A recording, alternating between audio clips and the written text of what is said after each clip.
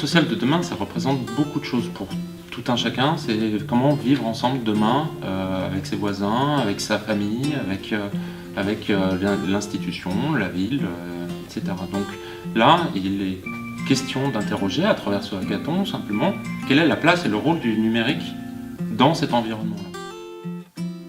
Du coup, la transition numérique, ça va concerner effectivement énormément de domaines, et notamment le logement social. Et je trouve que c'est quand même de bonne augure, disons, que SDH et d'autres bailleurs sociaux, parce que j'imagine que ça se fait dans d'autres endroits, avec d'autres méthodes peut-être, puissent se poser des questions là-dessus et entreprendre des hackathons, mais ça peut prendre différentes formes.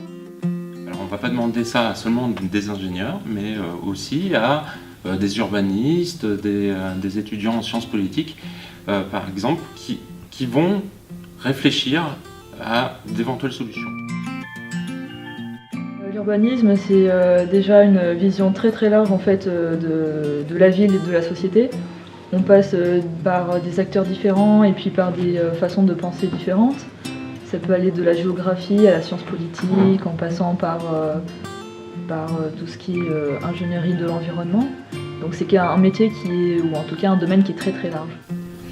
La présentation était intéressante, en plus c'était dans un cadre qui change un peu, on n'est pas devant un professeur qu'on connaît, on est devant des industriels, devant des entreprises privées qui sont là effectivement pour stimuler un peu notre créativité, mais aussi pour répondre à des vrais enjeux qu'eux ils se posent. Donc clairement on essaie de leur apporter des réponses à leurs questions, et justement je trouve que tous les groupes avec des angles différents ont vraiment apporté des choses novatrices, des choses vraiment intéressantes à développer, à creuser, parce qu'effectivement en 25 heures on peut débroussailler une question, après il faut aller plus loin dans la démarche. J'ai trouvé les étudiants à l'écoute, motivés. Je pense qu'ils ont travaillé pendant 25 heures, donc c'était un petit marathon pour eux. Et je pense qu'ils ont tous brillamment réussi. L'intérêt d'organiser une hackathon, c'était vraiment d'aller chercher une fraîcheur, une façon de voir différente. Et les étudiants qui ont travaillé sur ces 2 jours nous ont vraiment donné ça.